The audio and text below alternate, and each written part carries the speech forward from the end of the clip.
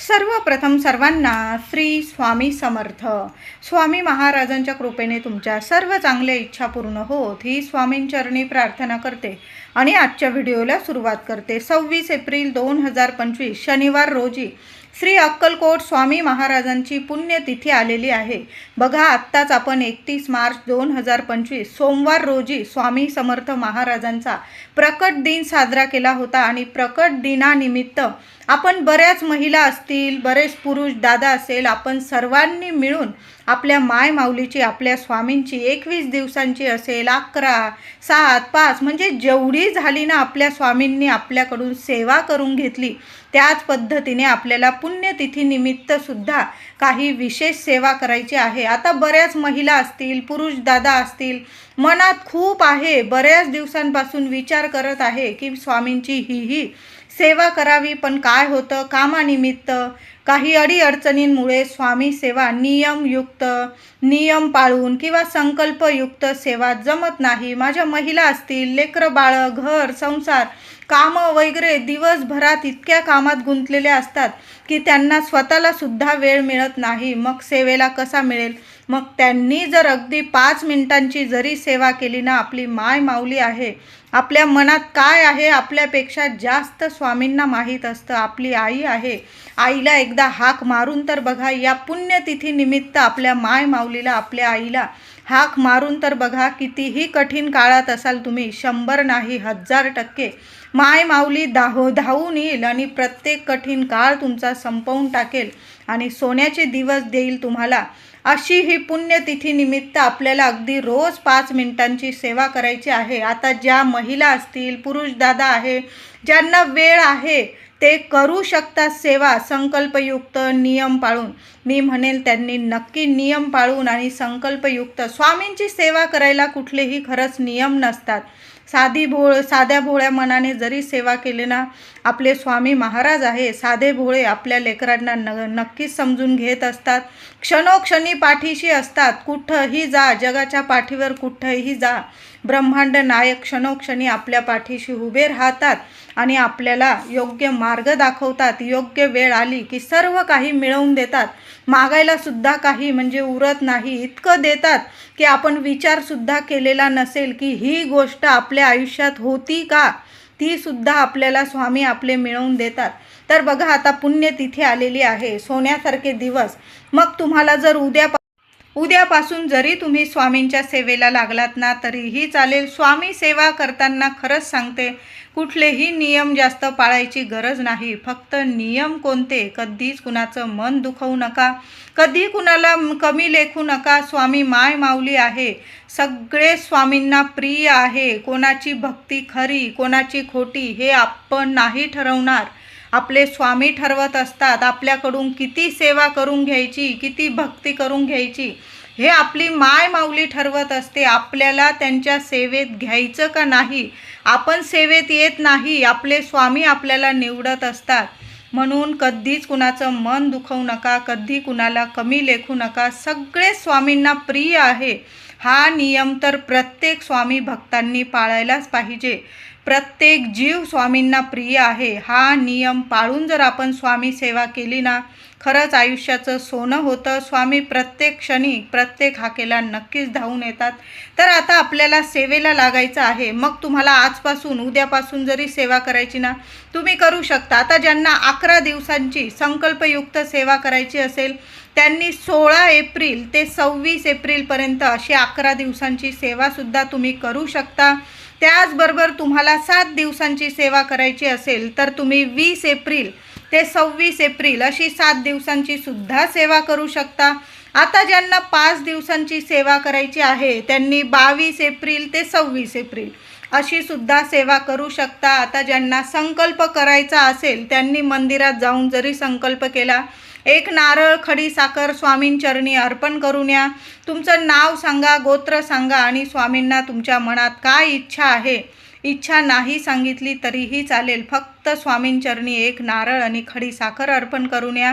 थोडी चाफ्याची फुलं किंवा तुम्हाला आणखीन वेगळा प्रसाद न्यायचा असेल आपल्या स्वामींना, माय माऊलीला, तो तुम्ही अर्पण करून या. स्वामींपुढं नतमस्तक व्हा आणि घरी या आणि लगेच सेवेला लागलात तरीही चालेल. दुसऱ्या दिवशी तुम्हाला सेवेला लागायचं आहे, आदल्या दिवशी संकल्प करून आला तुम्ही केंद्रात जाऊन तरीही चालेल. आता मंदिरात जायला पण जमत नाही तुम्हाला, तुम्ही घरीसुद्धा हातात पाणी, पळीभर पाणी, एक तुळशीपत्र किंवा फूल घेऊन तुम्ही संकल्प करू शकता. तुमचं नाव गोत्र बोलून ते पाणी, तुमची मनातील इच्छा बोलून घ्या स्वामींना. मी एवढी एवढी सेवा करत आहे, कशासाठी करत आहात स्वामींना बोलू नका. आपल्यापेक्षा, मी बोललीच ना तुम्हाला, आपल्यापेक्षा आपल्याला योग्य काय आहे ते आपल्याला स्वामी नक्कीच मिळवून देतात. वेळ आली की न मागता आपली माऊली आपल्याला भरभरून देत असते. तर मंदिरात सुद्धा संकल्प करू शकता किंवा घरी जरी संकल्प केला तरीही चालेल. 11 दिवसांची सेवा करा, 7 दिवसांची करा, 5 दिवसांची करा, तुम्हाला हवी तेवढी सेवा करा. आपण सेवा करत नाही, आपली माऊली आपल्याकडून जेवढी सेवा पाहिजे ना तेवढी नक्कीच करून घेत असते. सेवेला फक्त सुरुवात तर करा, ती सेवा संपूर्ण कशी करून घ्यायची आपले स्वामी करून घेत असतात आपल्याकडून. तर आता तुम्हाला जर सेवा अजिबात संकल्पयुक्त जमत नसेल, कुठले नियम पाळून जमत नसेल, मग तुम्ही सकाळी उठून जरी स्वामींचं नामस्मरण केलं, फक्त नामस्मरण करा आणि तुमची दिनचर्या सुरू करा. बघा, साक्षात स्वामी दर्शन देऊन जातील. महिलांनो, आपण घरात काम करतो, स्वयंपाक करतो, धुणं भांडी करतो, लेकरा बाळांचं काम करत असतो. तुम्ही बसता उठता जरी स्वामींचं नामस्मरण केलं ना, हीच तर खरी स्वामी सेवा आहे. येता जाता तारक मंत्र बोलत जा. हळूहळू तोडकं मोडकं का होईना तारक मंत्र बोलायला सुरुवात करा. हळूहळू तुमचा तारक मंत्र पठण होऊन जाईल. ज्यांचा पठण आहे त्यांना तर छानच, ज्यांचा नसेल पठण, एखादं कडवं चुकत असेल, बघा हळूहळू पठण करायला सुरुवात तर करा. एखादं कडवं राहून गेला शब्द बोलायचं काही हरकत नाही. आई आहे आपली आई आपल्याला बरोबर समजून घेत असते. तर तुम्ही तारक मंत्र, उठता बसता स्वयंपाक करताना तारक मंत्र बोलून स्वयंपाक करा. बघा, तुमच्या स्वयंपाकाला किती रुची येईल आणि अन्नधान्याला सुद्धा तुमच्या कधी कमी पडणार नाही. अखंड लक्ष्मी नांदेल तुमच्या घरात. अशी ही सेवा आहे. म्हणून ज्यांना संकल्पयुक्त सेवा जमत नाही, ज्यांना कुठले नियम पाळून सेवा जमत नाही, मग माझे दादा असू दे, महिला असेल, घरात काम करताना, लेकरा बाळांना सांभाळताना, बाहेर कुठं येता जाता तुम्ही फक्त श्री स्वामी समर्थ, श्री स्वामी समर्थ. बाहेर असाल, घरात असाल, बसता उठता झोपता, तुम्ही फक्त हा मंत्राचा जप करायला सुरुवात तर करा. स्वामींचा जप तर करा. नामस्मरणात राहा. या पुण्यतिथीपर्यंत फक्त नामस्मरणात राहा. हीच तर खरी मोठी सेवा आहे स्वामींची. नामस्मरणात राहा. जी व्यक्ती नामस्मरणात आहे, स्वामी त्या व्यक्तीच्या पुढे मागे आहेत. प्रत्येक क्षणी, प्रत्येक हाकेला स्वामी धावून येतात. म्हणून नामस्मरणात राहा. माझे पुरुष दादा असतील, ऑफिसला जाताय, ऑफिसमध्ये किंवा प्रवासात बसता उठता, फक्त मनातल्या मनात जरी तुम्ही श्री स्वामी समर्थ, श्री स्वामी समर्थ मंत्र जपत राहा. किंवा प्रवासात जरी तुम्हाला मनातल्या मनात तारक मंत्र पठण करता आला तरी पण चालेल. हीच तर खरी सेवा आहे. प्रत्येक क्षणी आपण आपल्या स्वामींना, माऊलीला हाक मारतो. बघा, स्वामी माऊलीसुद्धा आपल्याला प्रत्येक क्षणी साथ देते. अगदी सर्व जग आपल्या पाठी, आपली पाठ सोडून गेलं तरी आपली माऊली आपली पाठ कधी सोडणार नाही. महिला असतील, घरात तुम्ही जेवढी सेवा जमेल तेवढी करा. तुम्हाला पारायण करायचं असेल, तुम्ही या 26 एप्रिलपर्यंत 11 पारायण करू शकता श्री स्वामी चरित्र सारामृताचे. किंवा तुम्हाला 11 माळी रोज जप करायचा असेल, रोज 11 वेळा तारक मंत्र पठण करायचा असेल, जेवढी सेवा होईल ना, मग संकल्पयुक्त करा. किंवा नाही संकल्प केला तुम्ही तरीही चालेल. फक्त मांसाहार वगैरे करू नका. बाकी कुठले नियम नाही पाळले तुम्ही स्वामी सेवा करताना तरीही चालेल. फक्त मांसाहार टाळायचा आहे आपल्याला. जी व्यक्ती स्वामी सेवा करत आहे त्या व्यक्तीने तरी मांसाहार करू नका. एवढाच नियम आपल्याला पाळायचा आहे. बाकी कुठले नियम पाळू नका. फक्त कुणाचं मन दुखवू नका. मग बघा स्वामी माय माऊली नक्कीच आपली प्रत्येक इच्छा पूर्ण करेल. न मागता सुद्धा आपल्याला सर्व काही मिळवून देईल. घरात काही वेळा बघा खूप अडचणी येतात, कुठं जावं काय करावं मार्ग सुचत नाही. मग अशा वेळी तुम्ही एक हाक मारून तर बघा स्वामींना, माय माऊलींना. तुमच्या घराजवळ जर मंदिर असेल स्वामींचं तर रोज एक वेळा सकाळी किंवा संध्याकाळी तुम्ही दर्शन घेऊन या. नतमस्तक व्हा स्वामींसमोर. 1-2 मिनटं शांत केंद्रात मंदिरात बसा स्वामींसमोर. नामस्मरण करा. अगदी 2 मिनटं केलं ना, श्री स्वामी समर्थ, श्री स्वामी समर्थ, तरी पण बघा किती मोठमोठ्या अडचणीतून तुम्हाला स्वामी मार्ग दाखवतील. संकल्प न करताही, काही न बोलताही स्वामींची सेवा करता येते.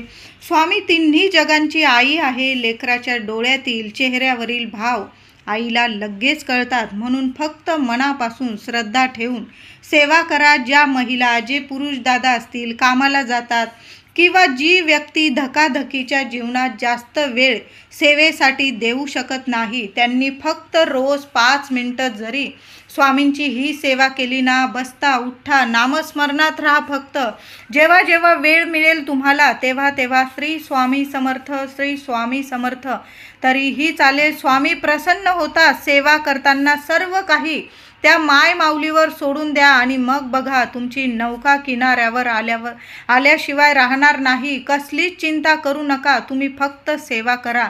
तुमची चिंता स्वामी आई करेल. प्रत्येक क्षणाला आई धावून येईल आपली.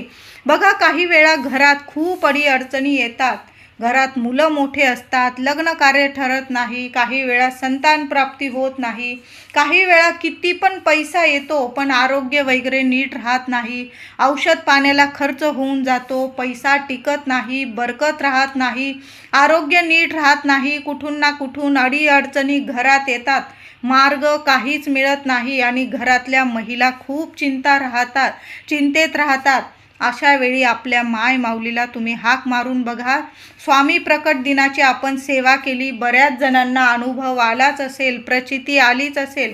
आता ज्यांना अनुभव आला नाही, प्रचिती आली नाही, त्यांची सेवा व्यर्थ गेली असं अजिबात समजू नका. योग्य वेळ आली की तुम्हाला न मागता स्वामी नक्कीच देतील. प्रत्येक क्षणाचा, प्रत्येक नामस्मरणाचा हिशेब आपण नाही, आपल्यापेक्षा जास्त आपली माय माऊली ठेवत असते. म्हणून तुम्ही एक वेळा जरी श्री स्वामी समर्थ बोलला ना, त्याचा हिशेब त्या माय माऊलीच्या चरणी नक्कीच आहे.